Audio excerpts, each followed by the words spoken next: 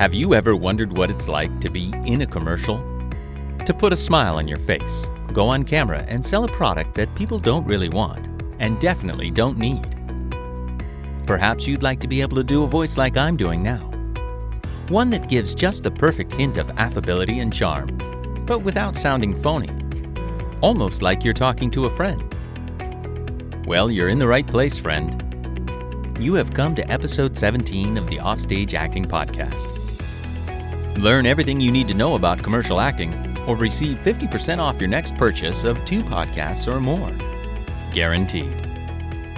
Is commercial acting right for you? Andy's been listening to our podcast, so he's learning. He's a real actor now. He's basically an actor now because he listens. Basically, yeah. That's the power of the podcast, folks. Indeed. You just listen to the podcast episodes. as start from 0 and get 16 episodes in, and boom, actor. Actor. Guarantee it, or your money back. Guaranteed, or your money back. Hello. Checking in with the Offstage Acting Podcast. It's Welcome, it's your ticket. It's your ticket. Becoming an actor. That's right. No training required. No training to get on this acting train as we choo-choo to the future with you. I gotta stop letting you do that. Oh, God. Choo-choo to the future. Hello, my friend. It. Yes, I know you like it. I know. You like a lot of the things you say, don't you? You know what? Sometimes I do. Okay? Is that so wrong, Hot Toddy? No, I love the stuff you say. It's fodder for me to... Fantastic. Yeah. I love to know. So what do we got today? Hello, everyone. All right, so today, as I start off with hello again, we have a special bonusode for you all. Bonusode! Though, however, it's also kind of not a bonusode because we're still interviewing someone, but that person we're interviewing is... That was a bad drum roll. Todd Kramer! What? Oh, me? Oh, gosh. I've That's never right, been everyone. so... Oh, no, stop. It's too much, really. Yes. Actually, it's not enough. Let's go with the bigger. The bigger? Oh, wow. It's like a... Yes. Oh, it's a pleasure. It's a pleasure to serve. I live to give. Okay, I don't know why they're laughing. Yeah. We're going to talk today, folks, about commercial acting. As in acting in commercials. Which you have done a lot of. I have done quite a number of commercials over the years, yes. And, well, we thought it would be interesting to sort of divert some of the attention into what does it take to be an actor in commercials specifically. I think that's a really great topic. And we talked about it a bit with John Garasio. And he talked a bit about commercials too. And, making money, that's kind of like a thing, we kind of need. Yeah, that's a big thing for commercials. Definitely are the big ticket items for working actors. After that, I think series regular is, that's the brass ring, but it's a big jump from that to, from getting a gig like day player gigs and smaller jobs to like getting on a day player, like a series regular on a show. Where you get a salary, essentially, right? Yeah, and it's like guaranteed a certain amount of time. Yeah, you get a contract and all that stuff, yeah. Paid hourly. Hourly? Hourly. How do you get paid as an actor? You get paid hourly? What do you do, children's birthday shows? What? Excuse me, some jobs you get like a buyout and you get an hourly rate. An hourly? You mean like a voice work maybe you're talking about? Oh, well, I guess it's different than like on-camera commercials. Yes, for sure. And the day rate, it's called the day rate. So you get paid for a day. For the day, that's right, yeah. So let's break it down, shall we? Right. Voice jobs tend to go short, so you will get paid for like an hour of work, and that's a pretty good fee. And if you tell people what you make per hour, which is, I'll go in dollars, it's anywhere from like $300 to $500 an hour, and people go, "Wow, what?" Yeah, and you go, "Yeah," and I get one job every 6 weeks. Yeah, and it's like an hour or two. Right. I get one 1 hour job every 6 weeks, and they go, wow. Oh, But that's why we get paid the big bucks that's right. for that, because basically what you're being paid for in that respect is the availability. So you're getting high Yes. fee so that the actors will stay available. Otherwise, everybody would have to go off and get a real job, and then they'd go, "We need a guy to do this," and you go, "There's nobody, because nobody can make a living at it. There's one old retired guy that can do it because he doesn't need the money, Um, and his name is John Garasio." No, in Tennessee. find him in Tennessee. Then there is you get the day rate on essentially if you do a television show, a film, a Okay. commercial.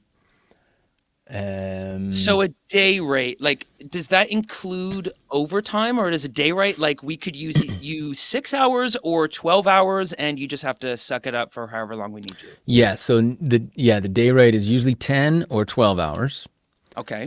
for the day, depending on how sadistic the producers are and the contract is. Which they probably will be. Yeah, and even 10 hours is like, what? Which is mostly because you're sitting in a trailer for 9.5 hours, and you go finally, and you go to the set, and you finish, and you do your 2 lines, and they go, that was great. Now, there is overtime generally in a contract. So if you go over, and you would love to go over sometimes because you're like, man, as soon as we kick in overtime here, I'm getting an extra 50 quid every 30 minutes or something. Oh, so there is an overtime rate too. Yeah, for sure. And that's across the board. That's for the crew, the cast, everybody. So that's why when they kill it, they'll take it right down to the minute. But for union rules on all sides, the Teamsters, the crew, doesn't matter really where you are. They have a union for sure. Like once it's done, it's And done. the talent, Get out. It's like, it is We are not paying anymore. Yeah, it's been 9 hours and 59 minutes. Let's go, action. And 9 hours, 59 minutes, and 59 seconds. The first AD goes, cut, that's a wrap. Everybody go home. Boom. And these guys start coiling up cables, and, they bail. Everybody bails out.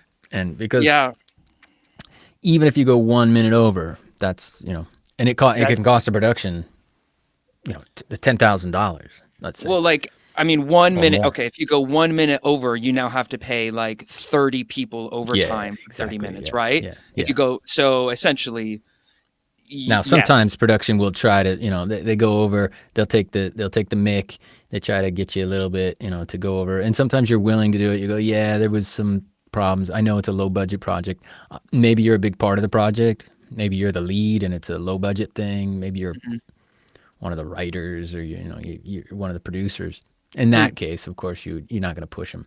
And there's been times when I'm in the audio booth, and I can see that through no fault of their own, something, held up things, and we're going to go 10 minutes over, and I'll say, and I can see they're sweating because they're like, ooh, we got a lot to get through. We only got, 20 minutes, and they're desperate because they got a little, and I go, look, guys, it's fine. I'll hang out. Let's finish this, and don't worry. I'm not going to tell my agent. Soul. Yeah. I'm not going to tell my agent because if my agent found out, he'd be like, yeah, fine. I'm not going to walk out of this and go on the street and go beep, boop, beep, boop, boop. Hello, Bobby. And that's not my agent, but I imagine maybe I have an agent named Bobby. I bet a lot of people have an agent named Bobby. And Bobby would be Bobby ringing like, them up. Yeah. What? You stick my guy in an extra 10 minutes. Yep, that makes sense. So that's kind of how the payment works. Now, in addition to that, so to go to the next level is season regular, contract, blah, blah, blah.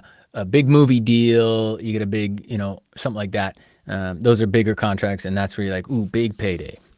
The other big payday that an actor can get who's not an established actor or a well-known actor is the commercial. The commercial. Yes. Yeah. And how do they get the big bucks from the commercial? You ask? I'll tell you right now. I know it. I'm pretty sure it's the buyout. The buyout. The buyout, yes. Yes. Can you explain? Explain the buyout now. Okay, Todd so the Kramer. buyout is interesting. It's this giant mystery that hangs over everybody's head because it's sort of always unclear. Like, why is the buyout this? And they break it down, especially they used to. Now things have changed a little bit with the internets. I don't know if you heard about something. There's a thing called the internet. Yeah, Um, it's and familiar. streaming. Whatever. You might be even listening to this podcast on the internets. Oh, wow. Yeah, For very folks. progressive folks. Yeah, on the World Wide Webs. Mm-hmm. But that changed the game. But there was a time when you would basically track. So it's based on. Here's the idea. I book a job for Burger King, let's say, right? Burger King. And I'm eating the hell out of that burger, and I'm loving it, and I'm the big face. I go, oh, get that burger. And you can't say I'm loving it because that's McDonald's. That's McDonald's. Okay, so I'm. See, I've already confused. You've already I've already screwed it up. Now I've gotten fired from the Burger King job because I'm doing the McDonald's slogan. All right, but that brings up the point anyway. That's exactly my point. Now, a year later, I'm going out and there's a big McDonald's commercial, and they're like, "Oh, we need a guy to eat a burger and go, ooh, the home of the Whopper." And see what I did there? Yeah. Right. Well done. You're doing great. Crossed wires because I know the McDonald's. It is McDonald's. No, you're on the way back. Okay. You're coming back. You're coming back. You're doing great. Home of the Whopper for the McDonald's commercial. Have it your way. Whatever. I'm trying to do the. And then Louisiana Fast, right? Right. Okay. Fine. Anyway, so McDonald's goes, yeah, he's perfect. He's great. But wait a minute. Didn't he just shill for Burger King last year? Isn't he the face and the name of Burger King? The Marriott Hotel, I did a commercial, and then, oops, the Hyatt wants to hire me. Nope, can't be a spokesman. Crest toothpaste, and then along comes Colgate, thank you. And the Colgate goes, oh, he's got a perfect smile, but wait a minute. So the idea is once I've sold out and given my name and my face to one product, I can never, at least for a long time, and you've seen it when you do commercial casting. Have you done any similar product commercials in the last 3 years for a car brand in the United States? And you have to go yes or no. That's so they can verify that, I didn't drive a Mercedes in one car commercial and then 6 months later I'm in a Ford, Festiva. I don't know if that's so they're buying you out in this way. It's like, we are literally buying your use of you, and you can and we can deny you doing other things, right? Because we own you. That's right. You are giving your face and your voice and whatever else, your identity, to us to hawk our ware, and you won't be able to do that for anybody else in the future. So that's where the buyout comes from, and that's part of it. Now the other part. Okay. So, but it's twofold then. All right. You got usage as well. So that is based on where the ad is going to be playing. Mm-hmm. So in those terms, you get like America or China or things. So that's the market, and then within America, there is markets are broken up. Okay. So maybe it's just a hardware chain in the Pacific Northwest. All right. Yeah. Right. And it's just going to be Oregon and Seattle and Vancouver or something. Got it. So it's going to be aired at a certain time, and it's going to be on a certain channel, and there's only going to be this many of an audience, right? Yeah. Which then means you kind of can be freed up now to do a chain of hardware stores on the East Coast. Or for somewhere else, right? So that's kind of based on that. Then it's also based on how long is the commercial going to air for? Is it a 6 month? So maybe you're doing, a fast food chain, Taco Bell, and they have a 39-cent burrito deal, but that's only good for the next month. Yeah, so they're only going to use you for a month. They're only going to have it out there for a month. And it's going to be everywhere, but after that month, it's done. So everything is calculated. And how they do this, on what algorithm they use these days, it's anyone's guess. It always sort of comes through in some random way. Now, if you're in the SAG union, which is a stronger union, they have a very sophisticated mechanism for this. If you're in the UK, there's a mechanism for it, and there's a guidance, and there's a equity sort of manages it. But the contracts for commercials are different. they're usually independent, especially outside of the United States. These are non-union contracts. So All right. you, as an actor, would have to decide, is the money worth it? Are you happy with that money? You might be able to negotiate a little bit. You did that recently, didn't you? Yes. Yeah. Because What was that experience? Explain it again for audiences. Well, so basically, I was asked to do a okay, how do I say this in the most A commercial. family-friendly way? I was asked to do a commercial Yeah. for a men's sexual health Product. product. And they asked me to do it.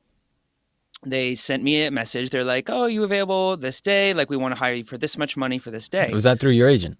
No, it was through on Mandy. It was through on Mandy.com, which is like on a online casting. self-agent Yeah. online casting. They found you on Mandy. They found me. And they were like, this guy that like he I got new headshots. They look gorgeous. You know, I'm stunning. I'm joking. I hate myself, but they didn't. They didn't hate you. And they messaged me, and I wasn't too keen on doing it. Like, I was fine with it, but I also, because we had our podcast recording, I was like, you know what? Like, I don't need the money that badly. I don't really want to do this that much. And I'm going to have to skip the recording. So I'll just say no to them. You know, be really nice and be like, hey, I'm sorry I'm not available, but maybe, you know, keep me in mind. Thank you so much for reaching out to me. I appreciate it. And they got back to me, and they offered me almost double the amount of money to be like, can you reschedule? And I was like, well, okay, I guess I can. And then I did. Okay. So that's an example of sort of saying, well, the money's not worth it. And then that's a negotiation tactic in a sense. Now, this is where an agent would come in handy too, because the agent then, in theory, your agent should be very adept at negotiating good prices for you and understanding the value of things, and probably getting you a better fee and better conditions for the shooting. Now, it doesn't always happen. Agents are sometimes in the dark on these things as well, or they're terrible negotiators. Wait, okay. Yeah. Oh gosh, this leads me to a question I want to ask, but it's totally tangential. Right. Do you approve or not approve? Let's go. Yeah, we'll go off on a tangent here. Okay, it's money related, right? It is. Well, it has to do with agents. It has to do with agents, and like getting you jobs. Because I recently, this actually, quick segue. I recently got, I was helping my flatmate out with an audition. And he was like, oh my gosh, Jay, you actually would be really perfect for this. You should message your agent about it. And I was like, oh, okay, yeah, send me the email. And then I read the email, and I was like, oh my gosh, I actually, I should be seen for this. And I do commercial. No, this is for a video game. Voice. It's voiceover, yeah. And so I didn't know whether I guess it could happen in any field, right? Commercial or anywhere, but in this situation. This is really helpful for me to know, like, is it actually okay for me to reach out to my agent and go, hi, I've heard about this audition. Can you put me up for it? Have you got it? Why haven't? Like, there's there's kind of a lot underneath, you know, because it's also like, have you got it? And if you have got it, why haven't you given it to me? Or on the other side, if you haven't noticed it, that's kind of bad that you didn't notice it. Or maybe there's like all these stuff going on behind the scenes that I don't want to be insensitive to. But on the other side, I think it's a great audition. Yeah. All right. I'll give you the answer. Great. That's for suspense.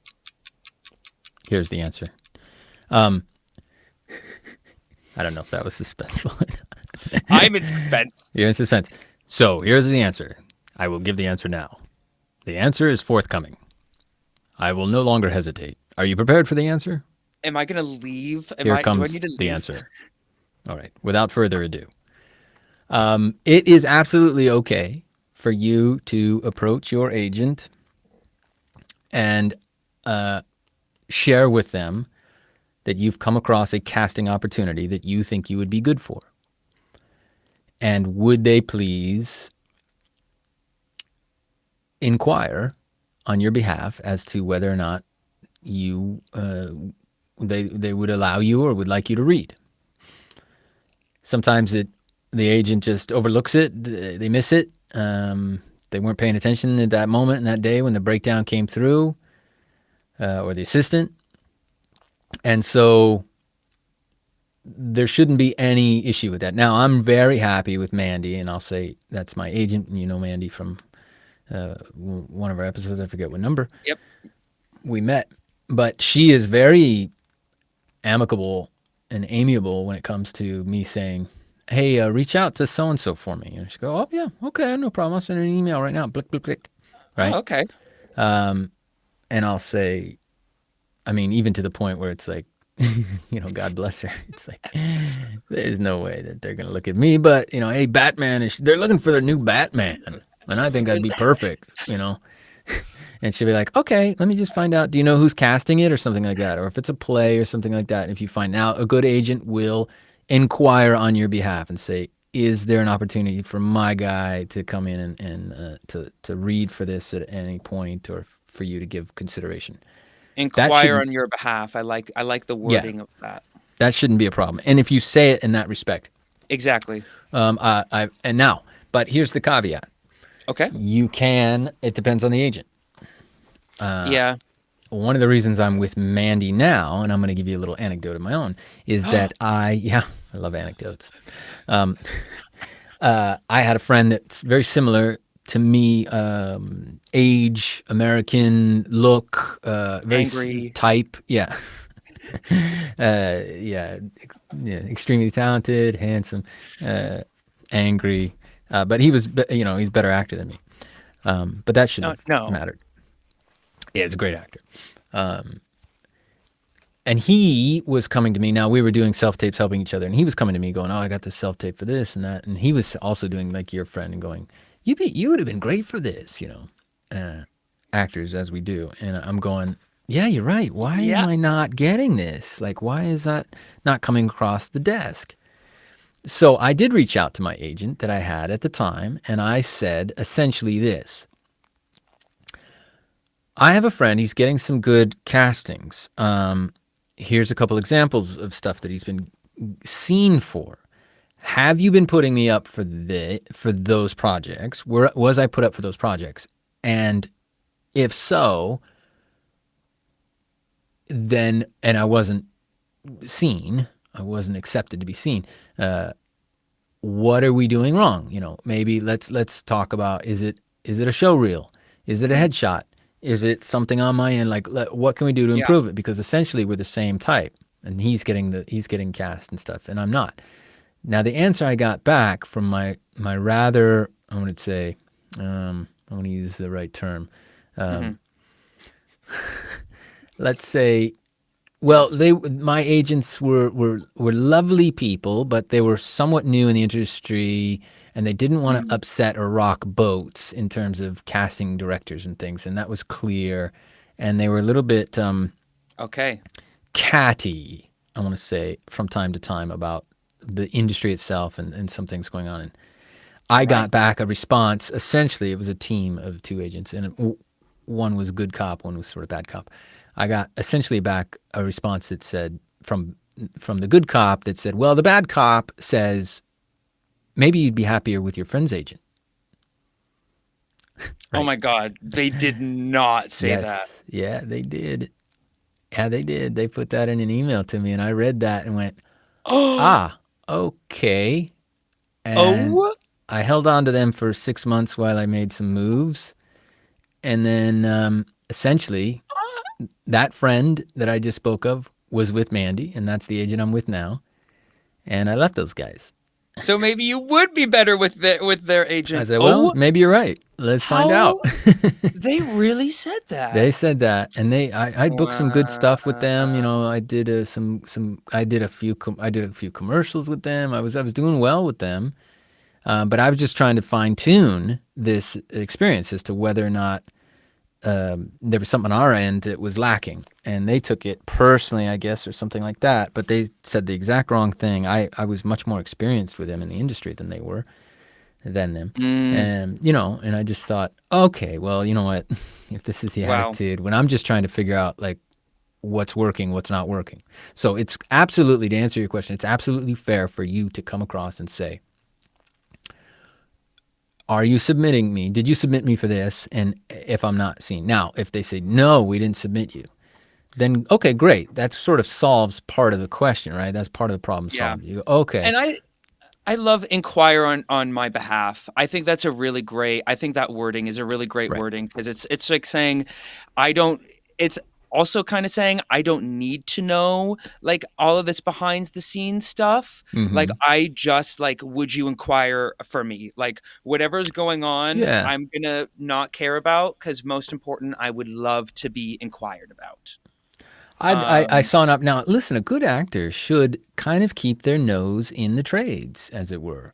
And back in the day, it was probably a lot easier. You would catch wind of so-and-so is directing a new piece on the West End or on Broadway or up, so-and-so is going to be casting. They're developing a new project, and you still can kind of do it if you're reading some of these vanity,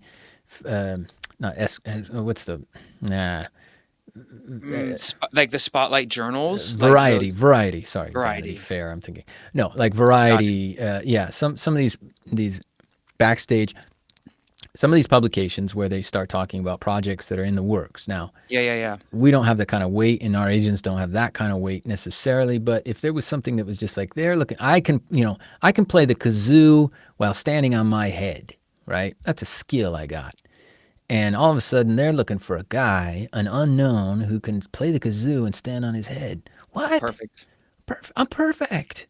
Get on the horn, call your agent, and go, did you know? And they will say, no, because we don't have a clue that you could do that. What are you talking about?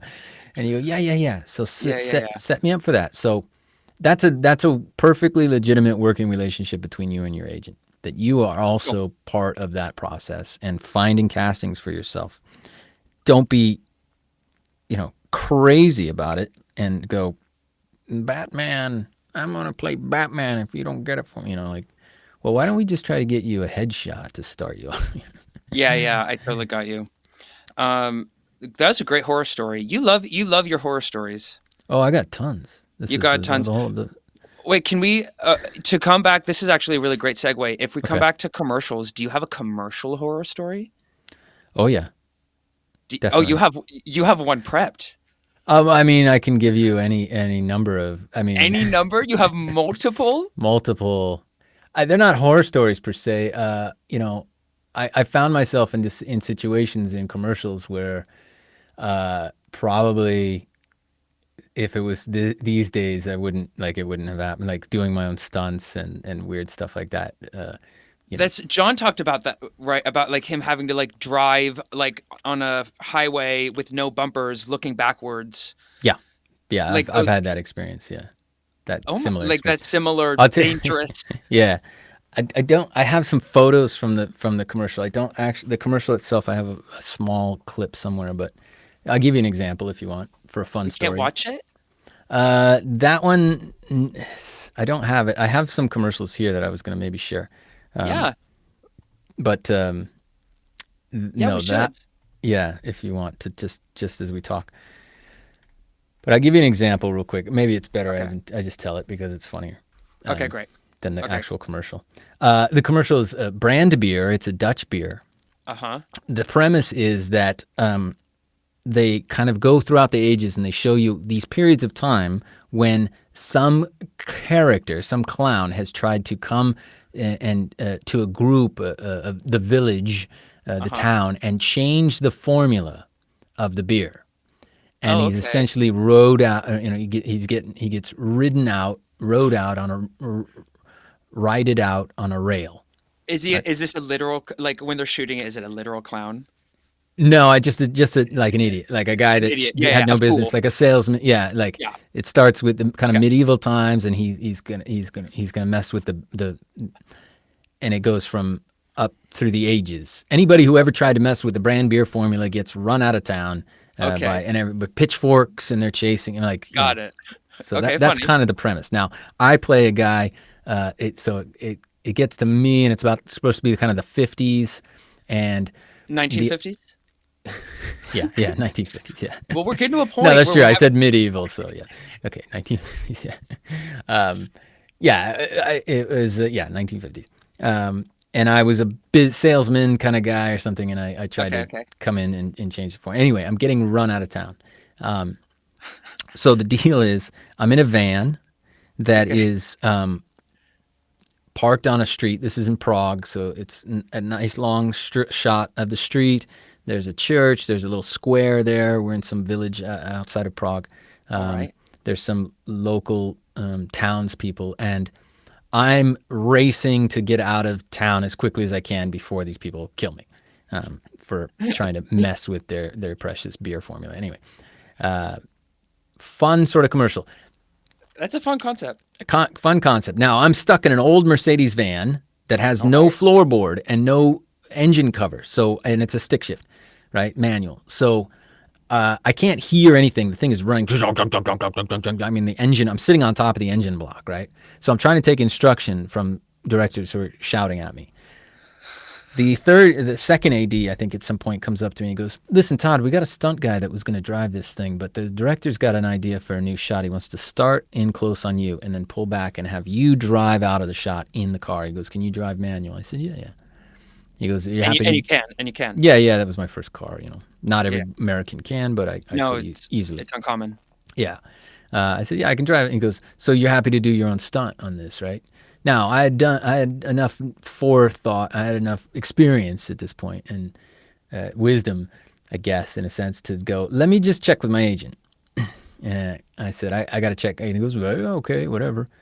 Call my agent at the time. She was fairly clever, and she said, "Let me get you some more money for that if you're going to be doing your own stunt." Because I knew that's what that meant. Like, don't ever, folks, do your own stunts without clearing it with your agent first and get more money. So, boom, bang, more money. She got it, nailed. They're happy. I'm on the set. I'm in my little outfit. I got my glasses. How long did that just took like 20 minutes? Like 15 minutes? Yeah, 15 minutes. A couple phone calls, boom, boom, boom. Yeah, okay. Okay. They wanted that shot so bad that, I mean, for them, it was an extra, I don't know, $400 or $500. But, hey, for me, it was like, yeah, great. Great. All right. Cha-ching.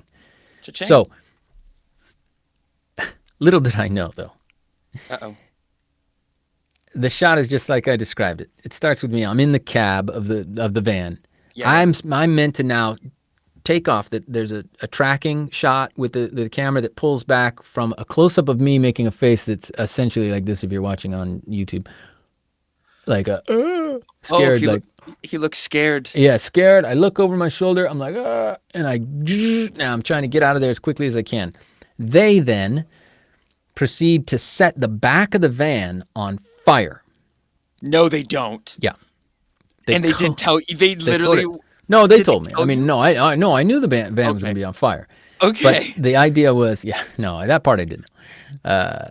The sterno, basically, they covered it. You know what sterno is? I know exactly what sterno is. You worked in hotels. It's flammable, gelatinous goo that they covered the whole back of this van with and lit that sucker up. Oh, and my so God.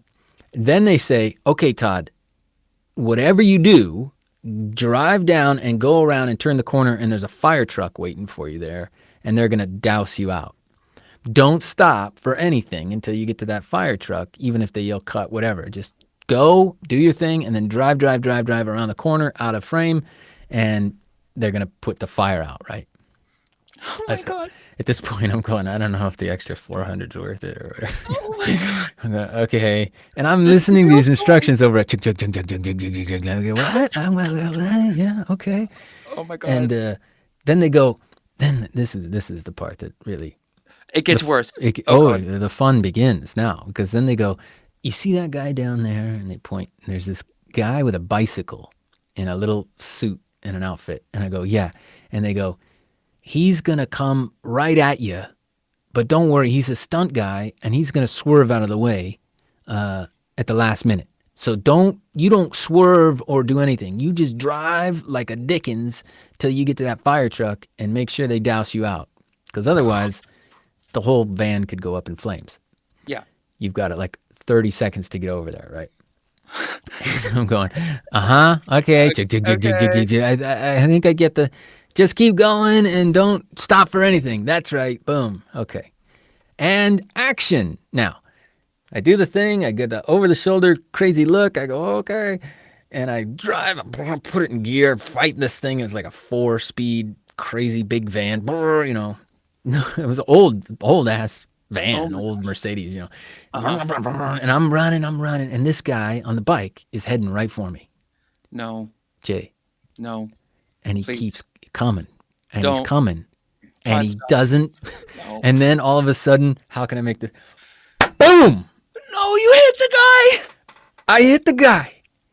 My mirror, the rear view mirror goes snapping back.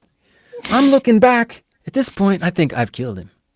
I definitely killed this guy. The sound was so loud when he hit the thing. And I look back and he's doing a wobble on the bike and he falls off. And I can't stop to go, oh my God, I killed somebody. I've got to keep driving all the way around and wait for them to douse the thing out.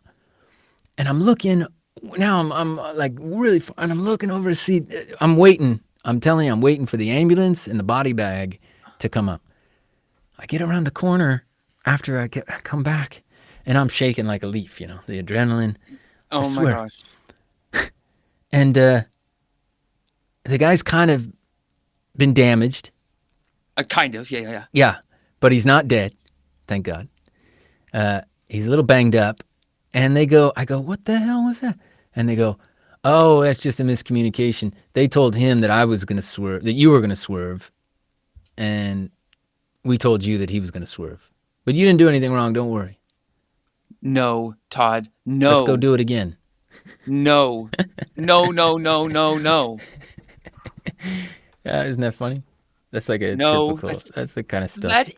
Todd, that is insane, man. Insane. Oh my gosh, that poor man. I know. A stunt guy. He was a stunt guy. He was, ultimately, he was fine. I came up to him later and his shoulder was, I think I dislocated his shoulder. I mean, he's coming right at Jay, and I'm like, oh my God. Finally, I did swerve a bit. I was like, I got to swerve. This guy's not going to, we were like, I'm going to hit this. I'm going to kill this guy on a bike. They told him I was going to swerve. Absolutely insane. This is the kind of thing. The incompetence. It happens more often than you would think. On these film sets, on these commercial sets. Now, commercials though can be a lot of fun, big money, good times. You are the star, if you're generally. Sometimes but more often than not, all the stuff I've done, I've essentially been the main focus, right? Yeah. I don't know. You want to see a commercial I did? Yes. That is exactly what I want. Now we're ready for it. Okay. So I got to do a couple things, right? This is a commercial I did. I believe this one was on the Super Bowl. Was it? You've been to the Super Bowl. Well, there you go. Yeah, that's what they told me. I'm a test pilot. Dealing with prototypes, part of my job. Fire left engine. But when I'm off duty, Toshiba. I refuse to pay good money to be some TV manufacturer's guinea pig. That's why I pulled the trigger on a Toshiba. They get it right before they release it. And their intuitive internet navigation makes it good to go. Testing unfinished products on civilians. That's a negatory. That's a negatory. The 6200 series LED TV, only from Toshiba. All right. Oh, excellent. Gives you an idea. There's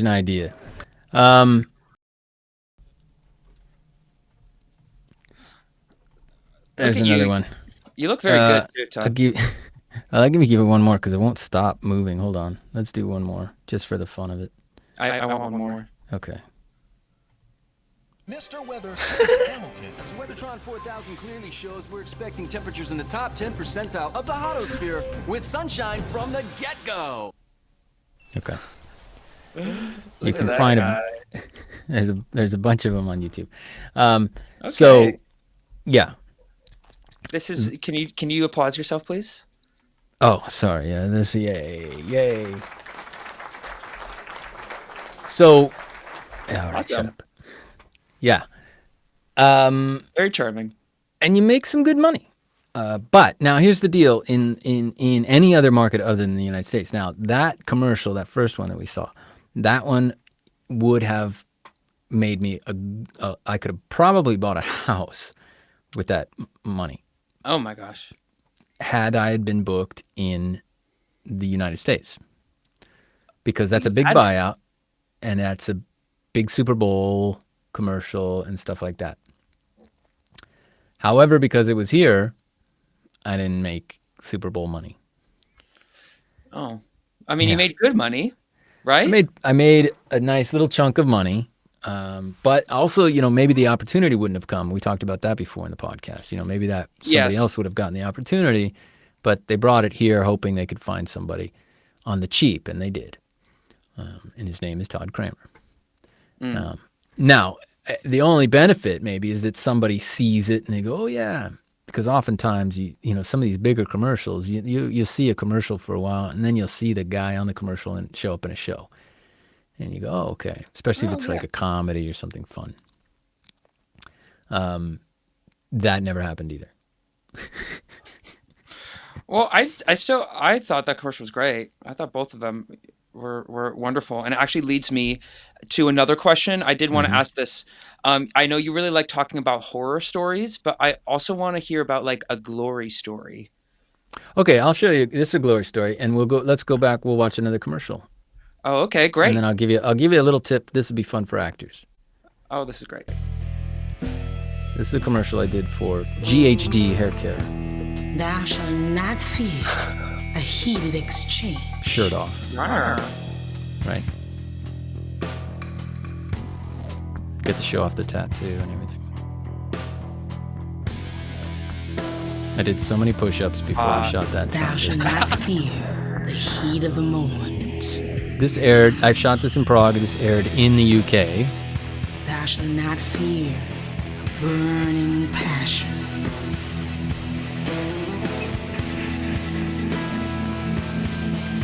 Thou shalt never fear the fire. She's stealing your hair products?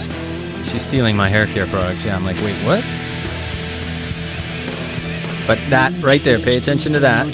That look. This is the gospel according to GHD. Okay, so That's a fun commercial. nice little fun commercial, right? That was a couple fun days of shooting. Or maybe a day. It took a couple days. Oh, I think just so. 1 minute.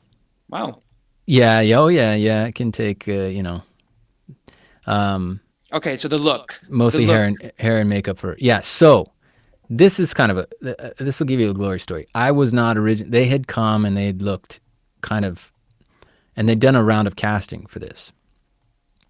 Right. Prior to seeing me, I got a call to come in on a commercial casting, and it was second round. And the directors were in the room, director and the producer and everybody. And the one thing they had me do, that they wanted me to do, was to do that bit, and I'll just kind of show you again without the audio, to do this bit where look? that look. Yeah. The look over my shoulder, right? Uh-huh. And they're going, "Can you just do... stand with your back to us and look over your shoulder." And they couldn't find anybody to do it. Now, how do people look over their shoulder, Jay? I mean, I don't... Not like that. People, no, I did it. When I did it, let's put it, the reason I booked that commercial was because I was able to look over my shoulder Like that. in a true fashion. Like Hollywood... Zoolander, that's like the wrong word, but it's kind of right too. No, this is not where I'm going with it. But no, what? Wait, but it's like dramatic. I know I look like a model and stuff. And, yeah, it's and like a model, like a model, like a model. But that's you not. Look great. Yeah, I look great, and she looks great, and that was part of the reason I got cast, obviously. But no, I did it in a truthful way. People, I think what had happened was everybody. I'll do it for you here. I'll demonstrate again. Okay, yeah, show me. People, okay, now look over your shoulder, and people go. Uh-huh. And you've heard her come in, and people whip their head, and they go, "Oh." Now, I did this for audiences who are watching. You'll see. Okay. Now, this is the difference. It's ridiculous. I'm watching. Okay, call me. Todd. Oh, see he what I did a did there? pause. He did a pause. People. I did a He pause. didn't turn all the way. Didn't turn all the way. He I went did and a he was like, half wait a second. turn first, right? Because they go, now you hear her coming back, or you hear her leaving. She was leaving me, by the way, anybody who's just listening. It was a commercial where I'm overly confident. She's left me, but then I hear the taxi pull up, and I'm like, she's back, of course. Here she comes. She can't leave me. And then I hear her in there. I get the whiskeys ready or the drinks, and I think, yeah, she's back. And she's in there just because she forgot her curling iron and a few things. She's packing her stuff and then leaving me permanently. And so they wanted that little look where I just looked, and I realized, oh, well, when somebody, first thing before they look, they think, right? And that's all I did. I just thought. I went, wait, did I hear something? And then look and go, what did I hear? And I'm telling you, Jay, the guys were like, oh, perfect. Oh. We love it. That was great. Oh my God. Okay. That's a really good, that's smart. That's all smart. it takes sometimes. It's just That's smart, Hot Toddy. You're You're right. People do think before they do a half turn because they're like, they hear it, but they're not like looking straight at it. They're like, wait, what did I hear? The head, right. Wait, where is it? The head turns towards the sound a little bit, but they don't know quite. First. Where are you going to look until you know, wait, I heard something. What? And then you look at the sound. So just that little, see. But that's kind of how it works when you're booking jobs, with those little differences make all the difference.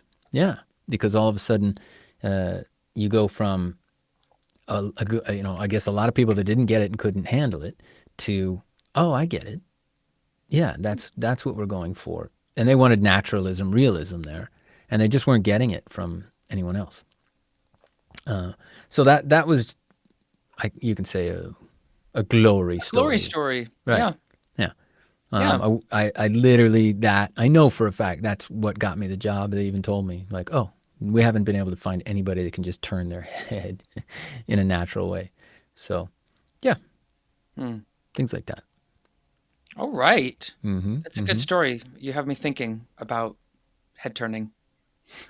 Yeah, I think if we've had some guests on before that have expressed these kinds of things in different ways too, and yes, solving problems, that rings a bell. Pepe came in and he said, you have a problem and I have the solution, and those guys had a problem and I had their solution for them. Which is, you need somebody that can just be cool and naturally cool, and it's a creative solution. It's it's not just, everyone can turn their head. That's their solution. But the turning first to think and then the full turn to actually look is a creative solution. Right. And that leads to, that's it's kind of artistic. It's artistic. Yeah. I mean, it's acting as far as I'm concerned. Especially with a commercial like that, which is essentially models. She was a model. She was great.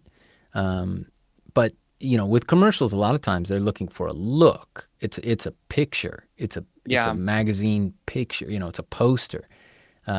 So if they're, I didn't have any dialogue in that commercial. So where, you go, well, where's the acting? All I had to do was look pretty. But no, I had to look contemplative. I had to look upset. I had to look confident at first, and then that confidence had to degenerate into this complete fear and dejection, and then. As you saw at the end, I got my hands on my head going, oh, almost just hysterically sad.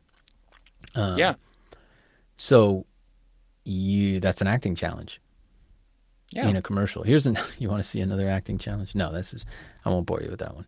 Uh-oh. Are we just going to start getting all of Todd's commercials now? It's too long. No, but I'll give you one more for fun. Okay. And we'll get off it. I accept. Hold on. What have I done? Oh, I muted it. Can't hear it.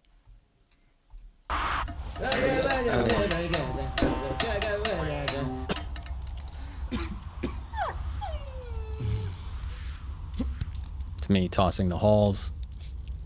I come in as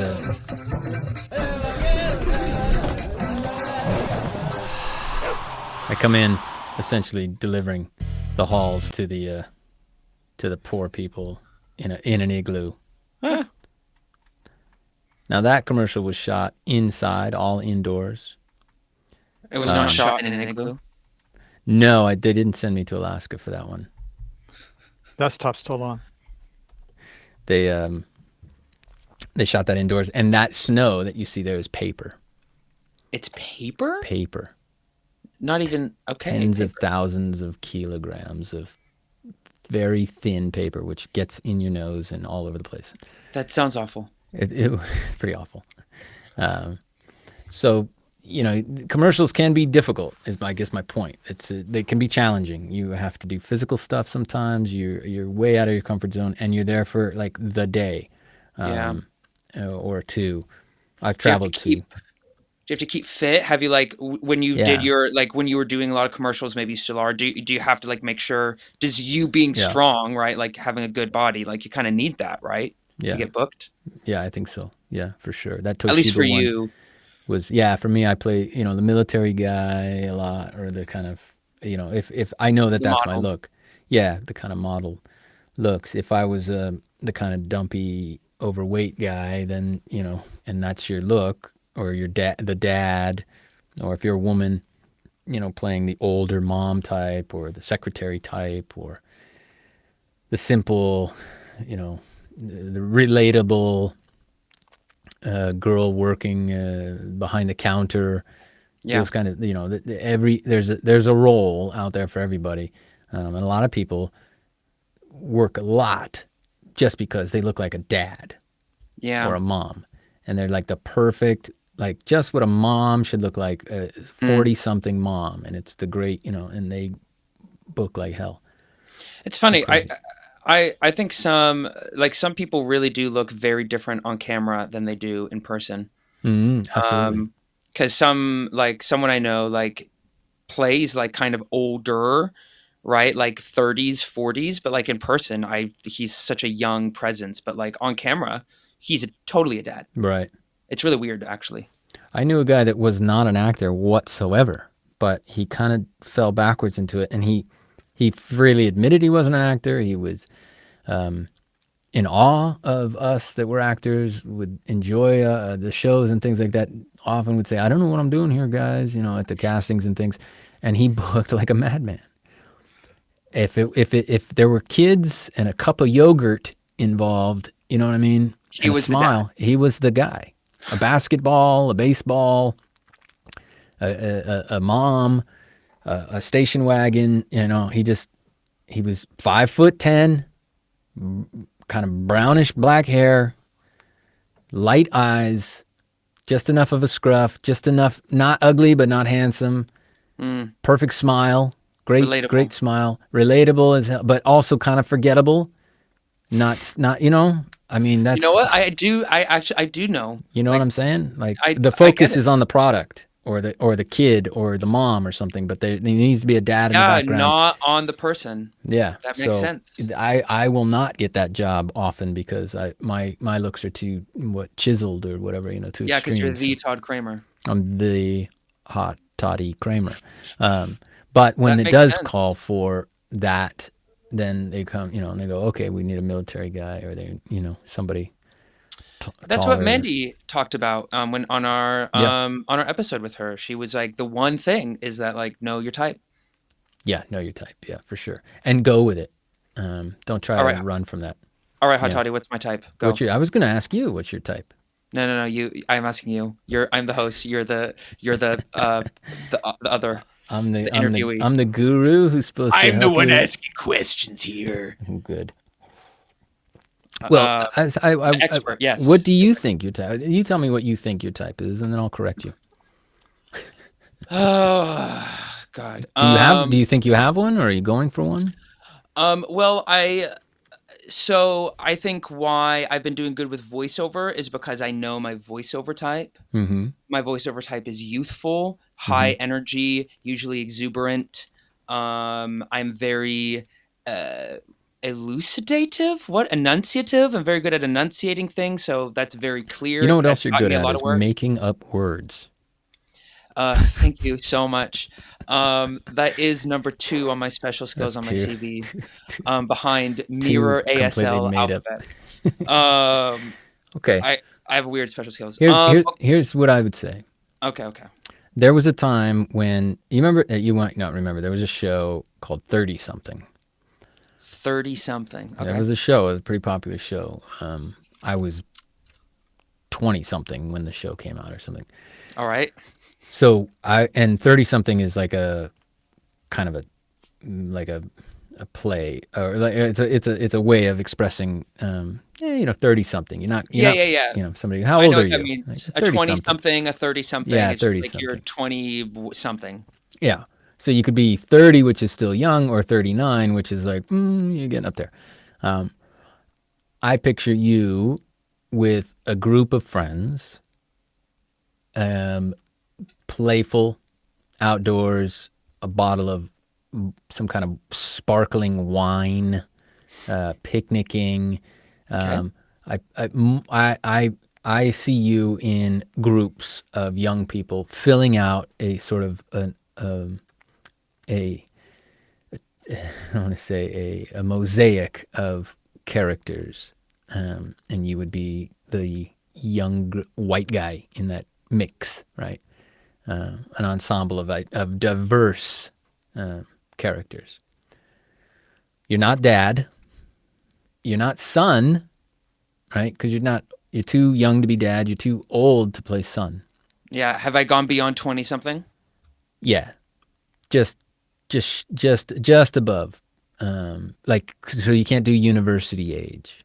And it really does just sort of boil down to age. I could see you ordering something at a McDonald's, right? Or like a fast food commercial. I'm trying to think of the kind of people that even make commercials anymore, because those are starting to die and, are being traded for social media stuff and YouTube stuff and viral stuff.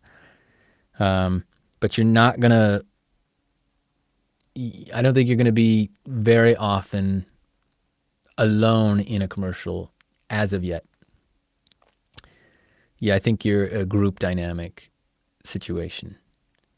Oh, right. Bar room with friends, enjoying stuff with friends. My first commercial, here's another anecdote for you.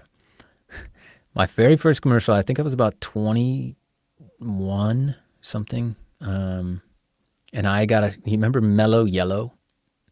Oh my gosh, that's a blast to the past. Yeah, I don't know if they still make that stuff. It was kind of the southern equivalent of Mountain Dew. Mellow Yellow was a soft drink beverage, right? Fizzy drink, highly caffeinated and stuff like that.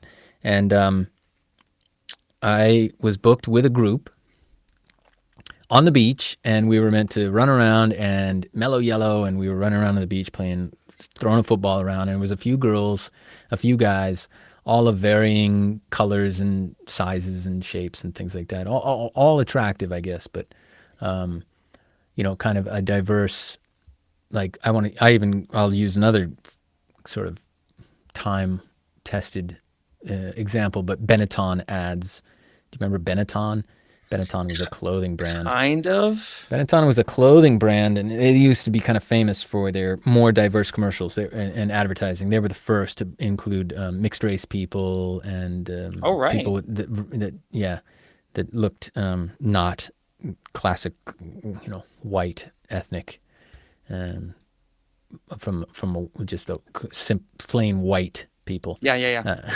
So the Benetton ad was always famous for like, oh, okay, here's Asians and mixed race and blacks and all kinds of, still all beautiful. But so this was something of a Benetton ad commercial like that. And we were running around the beach. I do remember being called in. Oh, here's the thing I was going to bring up too. You have to deal with the client when you book a commercial. Okay. Yeah. So the client is an interesting addition.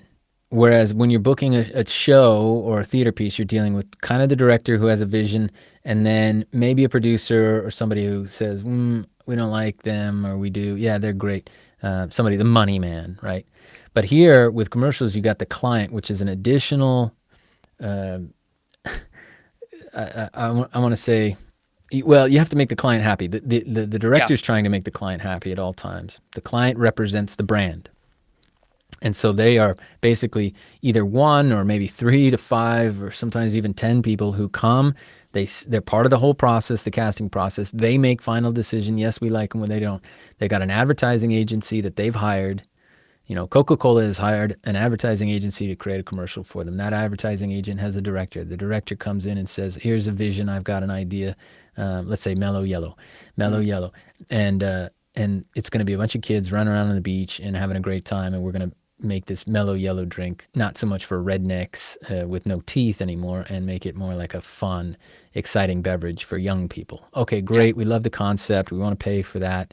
Let's create the commercial, right? But the client, at the end of the day, gets to look at the casting and is on the set. Now, the director hates the client because the director just has his vision or his or her vision and wants to do his or her version of the commercial. And the client's always coming up and going, we don't like the way this and they're sitting back eating craft services in some tent, watching a TV monitor, and they're happy to kind of be on vacation and away from the office. But at the same time, somebody's doing their job and they're coming up and going, Jay is just not right for this. We're not just happy. Not right. Right. And the director's going, oh, okay, fine. And then he has to stop and do it and come and go, hey, Jay. So that sort of happened to me on my first commercial. I remember where I came in and I had a tattoo, which, folks, I've had that tattoo since, I don't know, I was a young man. And all of a sudden, boom, I think that they saw that tattoo and I got to the set and they'd booked somebody else. I still had the job, but they booked another guy to be there as well, last minute. Okay, because they just hated the tattoo. They hated it. Well, we were meant to be in our swimsuits, so we had to come in and like show off, stand there in bikinis and in my swimming trunks, and I had not exposed my tattoo. This is in the 90s, and people didn't have as many tattoos then for sure as they didn't. But tattoos were for truck drivers and guys in the Navy and stuff, motorcycle gangs. They weren't for 20-something kids. Nowadays, it'd be an asset. But anyway, another guy showed up on the beach. But it turns out I was able to throw a football and launch myself out to catch it in the sand and eat a bunch of sand and stuff. And it didn't matter. Nobody was going to see anybody clearly. I remember seeing the commercial at some point on TV, and you could barely catch who was who. So I still got paid. But I went from being the primary guy to being some other character in the thing. But my only point there was that beware of the client. And yes, stay physically, be always physically sort of available because you don't know what you're going to have to do. In that case, I needed to run down the beach, launch myself in, and grab this football and have the director go, oh my God, that's exactly what I want. Can you do that again? And yes, and get the guy to throw it a certain way so it would lean, and give them what they want. When I did the Toshiba commercial you saw, they did the same thing to me again. Todd, can you do your own stunt? I was the one strapped in doing the parachute. I injured my back. It's a long story. I won't go into it now. Gosh. I was in therapy for years. I should have probably filed some kind of lawsuit, but I didn't at the time. But it was a big mistake for me to go, yeah, sure, I can do my own stunt again, never again. So it can be complex, All right. Yeah. But when the money comes in and somebody says, it's 10, 12 grand, you go, oh. You say yes. Yeah. And usually, you agree to do. It's a crapshoot, though. There's a lot of people going for that money, so it's just a kind of a gamble. But I would follow the advice of Gracio or anybody else who's done Mandy Perryman, my agent, who's did a bunch of commercials in the past. It's like give them a solution to what they want, make the client happy, understand what the brand is and what they're going for, and see if you can deliver that. And then I'll ask you one question before we wrap this up, Jay, because I'm always curious about this. This is a question for you. Would you do a commercial for a product that was harmful to the environment or harmful to people? Would you do a Coca-Cola commercial? I mean... Would you do a McDonald's commercial? Would you do a commercial for oil, Shell Oil? I would. Okay, Donald Trump, Joe Biden, abortion, political. Do a commercial for abortion.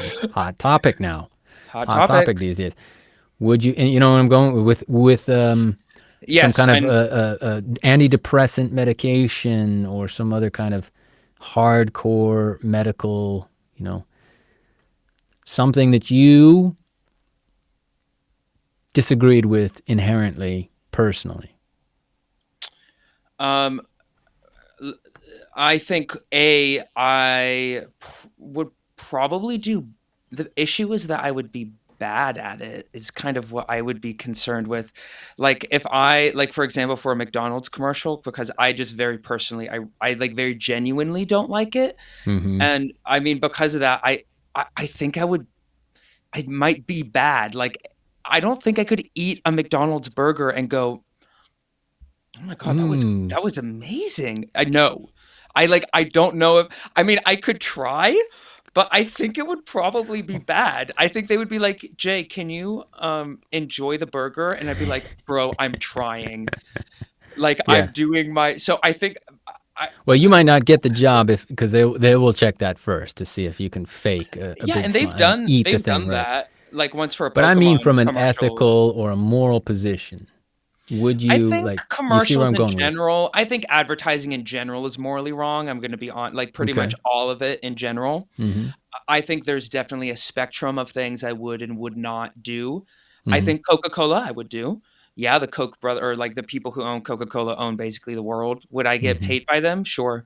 Like Okay. Coca-Cola, my grandmother loves Coca-Cola. Like, what are we gonna do about it? We're advertising for them now. They're heard everywhere. Asahi, I'd probably do a type of beer. Cigarettes, I would be bad at. I don't smoke, so I wouldn't be cast for that. Abortion, no, I wouldn't. That one's really Nobody. easy. I would Okay, be that's like, great, that's a no. okay. Also, like current topics, like one time I got like there was something like related to the topic of Israel and Palestine. It was literally just related to it, right? Okay. Yeah. I've actually Political gotten like stuff. Yeah. political stuff, and I sent back. I was like, hey, um, I don't feel comfortable with this. Yeah. And they're like, okay, that's totally cool. So Yeah. They it do like ask current sometimes. trends, Yeah. current trends really do matter because things that are going on like now, especially things like, involving war, and Mm-hmm. other political powers, which I'm just a little baby J, like I'm not a cult leader. Yeah. I'm not Okay. I mean, but in general, like, and I'm just bringing it up. It doesn't have to okay, have an well, answer. It can be rhetorical, but for this is for consideration of any actor. You may get to the point where they roll a dump truck full of money up to your house, and they tell your agent, "Hey, man, $60,000 payday, but you've got to shill for, oil Exxon oil." yeah. Or something that you just diametrically oppose, or that you're on the fence about, or that you never even considered, and you would have to say. So there will be with commercials there Guess that's can be a interesting. dilemma. Yeah, I guess I've never. I always take everything on a case by case basis. I have dilemma So, with medications and stuff because I don't I genuinely don't. And at this point I don't think I could do McDonald's or Coca-Cola or stuff like that. The pollution to the environment, the health to the people. I would have a you just difficulty. couldn't. You probably would like. You couldn't do it. You'd be like, I'm sorry, no. As from a conscience level, yeah, like not that I physically couldn't get on and go, yeah, this is a great burger. That I think I can handle that, but I Wait, but wouldn't Todd, do it. Yeah, 100K. we'll see. Now here we go. That's what I'm talking about. 100K to sell a burger. Sell a burger, yeah. Super Bowl, McDonald's, you're loving it. I'm loving it. There it is. You already did it. Great. Yeah, Cut. just did it. Put that in.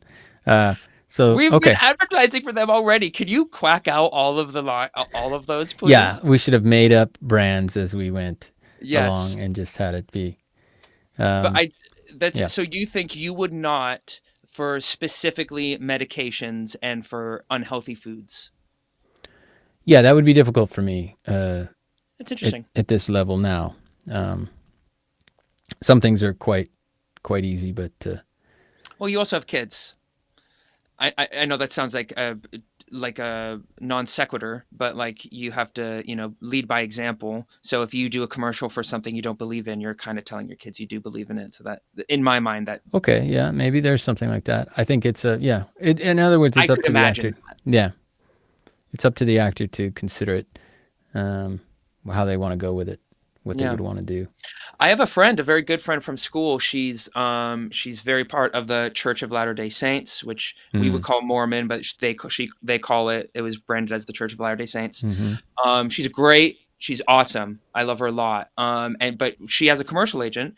But when she got a commercial agent, she has a whole list of things. Right. Yeah. She has a big, and she's like absolute. Like, Okay. There you no, go. she's like no Alcohol and, for sure not. But you know what? She booked a Ritz commercial.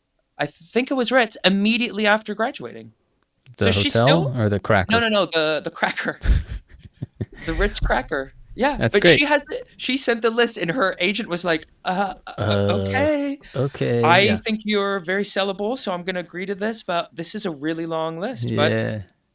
But Well, she did. that's great. That's a great. That's exactly the kind of thing that you will be asked by your agent at some point. Like, what will you and will you not do? And if you draw a line on cigarettes or alcohol, or McDonald's or anything that you feel pollutes the environment or injures people, or you're just opposed to, I've been asked, would you do something for a political party, Democrat, Republican, conservative, liberal, whatever? Yes or no? Just let us know. That's fine, but you should let your agent know.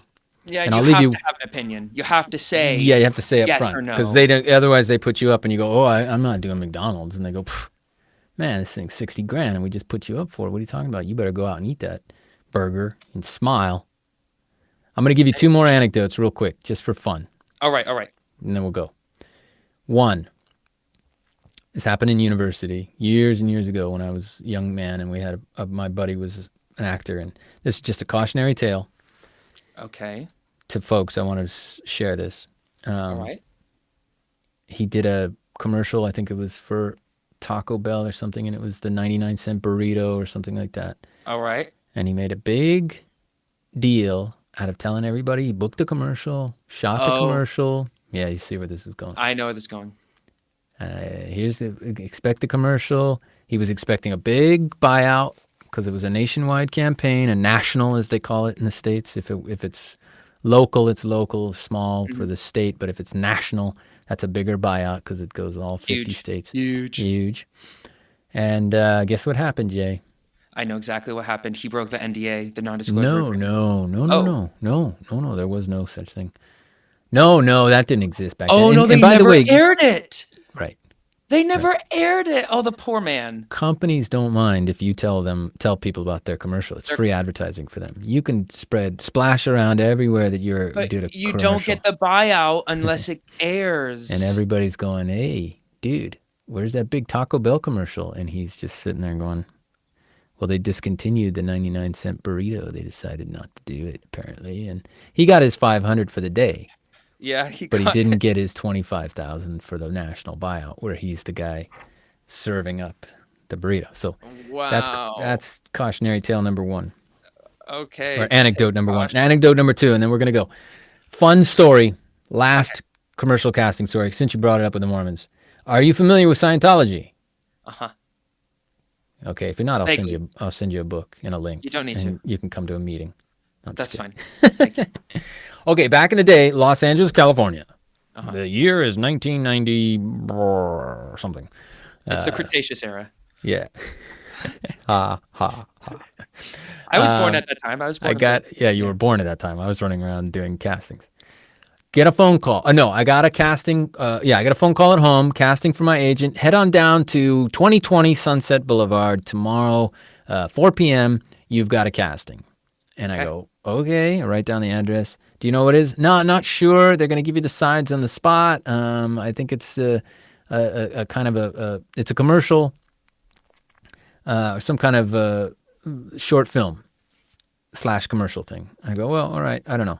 So I get down there, and I'm cruising back and forth now up and down Sunset. And I'm not finding 2020. I'm finding 2024, 2022, And I'm going back and forth, and I pull over back in the day, payphone, call my agent. Bring, hello. Yeah, I'm down here on Sunset. I don't see any 2020. Where am I going? The only thing I see that could that could be it, is the Scientology Center. But there's nothing in between the Scientology Center and anywhere else. There's no other building. So she said, let me call, and I'll call you right back with the beeper. I'll page you, and then you call me back when I'm... Yeah. Okay.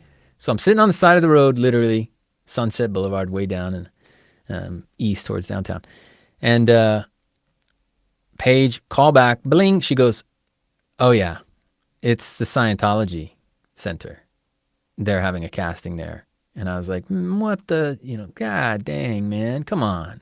She goes, I'm sorry. I'm really sorry. Oh, forget it. These people lied to us. They just don't, And I thought, okay, that was a waste. I was upset. And then I hung up the phone, and guess what I decided to do? You went. Of course. Why? Good job. Of course not. Well, no, when else am I going to have the opportunity to go in and look at this lunatic asylum, this Scientology Center? You know what I mean? Okay. I said, I stand by people's religious beliefs, whether it's not I a agree with religion. them or not. It's an absolute insanity. You won't believe what I saw in this place. Okay. So I go in, and there they are, the Scientologists. They got their khaki pants and their blue shirts and their name tags, and they're all running around, and the whole thing, the Scientology. I mean, I'm in the belly of the beast here, Jay. And I go in, and I think, well, this is an opportunity for me to go in and see this thing without getting recruited hardcore. They did try to recruit you in the end anyway. And it's a thing. The Scientologists hire real actors to try to do promotional recruitment videos, right? So I got into their theater. I was on their stage. The guy was talking. I did a thing, and I thought, there's no way in hell I would ever take this job. And then I thought, what if they offered me the job? What would I say? Money's not bad. Would I be helping people recruit Scientology? I just went in there for the laugh of it. I was there anyway. Why not pop in and see what Scientology is all about? And there was a pyramid thing with a digital stuff, and they had pictures of all the celebrity center in there, with the Tom Cruise and the Nicole Kidman and the all the John Travolta. And Isaac Hayes. I mean, anyway, I did the casting, and they tried to recruit me briefly, and I kind of laughed, and I left. And that was my run-in with Scientology. Oh, right. If you'd like to know more about Scientology, am I actually putting them in the links? I guess go to lronhubbard.com. But hey, that kind of stuff happens all the time, or it used to. All right. Good times, huh? Okay. Scientology. Yeah. It's a good. They're everywhere. They're ubiquitous. That's a whole. Maybe we should do a whole podcast on Scientology, because they infiltrated into the acting world, and they were using real actors to scoop up followers. I mean, if they have the money, it's smart. Oh, they got the money. Trust me. Huh? Where'd they get it? From the people they make everybody. It's a cult, so everybody gives them all their money. Oh yeah, that's right. They sell nothing. Yeah, but like in the first place, how did it? He's a sci-fi writer, science fiction writer that just decided to create a religion. He got the advice actually from Del Close, technically. Did he really? Yeah. I believe that. Because he was complaining. Del Close liked his sci-fi books. The guy was a madman anyway, L. Ron Hubbard. But he was like, yeah, but I gotta pay all these taxes. I hate it. I'm trying to. And Del Close said, well, you just start your own religion. You don't have to pay taxes. And he did. And it was crazy, the crazy religion. Go check out a documentary on Scientology. Anyway. Wow. I digress. But did you learn something, Jay, about commercials and acting? I did. I learned quite a bit. And Todd Kramer. Yeah, learned some great stories. Now, if I ever get into like a legit commercial, I'll be thinking about stunts. Is what I'll be thinking about. I'll be like, am I gonna be driving a decrepit stick shift van and run over a guy on a bike? I can't believe that. Or maybe shot out of an airplane and have to go on a parachute and dropped. You actually parachuted, off a crane. Thousands of feet. Yeah, off a crane. Off a crane. Harnessed in. That's where I got injured. Yeah. Oh my gosh. Yeah. That sounds kind of fun. I probably would have agreed to do that. Yeah. at the time it seemed like fun, and then later you got when hurt. I was hurt. It was less fun when I was injured for 2 years trying to figure out. But riding a dog sled through artificial snow, that was fun. Going to Iceland, to some obscure island up in Iceland to deliver a speech about airline. I don't know. Oh, it's right. fun. You get some travel in. You get to some interesting. You meet. It's a fun. It can be a fun day or two, with some travel and some cool people, and also you see I did a lot of characters. So with the commercials for me, I was able to go and do some kind of different guys that normally I don't get cast for. More funny stuff and kind of show off some skills. So that's always a bonus as well. And how many commercials have you done in total? Probably, not too many, maybe about 20. I think that's not too many? Well, not, and Mandy, 100, and John Garasio, thousands. But yeah. I'm sure he hasn't done thousands. That guy did a ton. He did so many, for real. He's one of those guys that has that look. But yeah, 20 or so. It was good. Yeah, it's been fun. It's been a fun ride with those, yeah.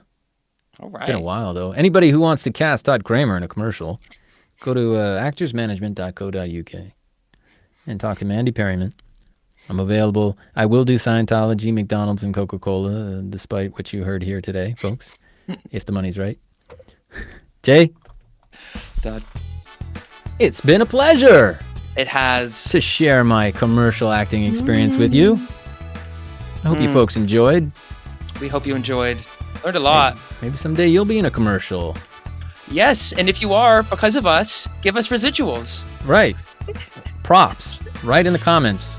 Tell us what commercials you've done. Or what you'd like to do. Offstage Acting Podcast. We'll see you next time. Bye, friends. You have so many stories.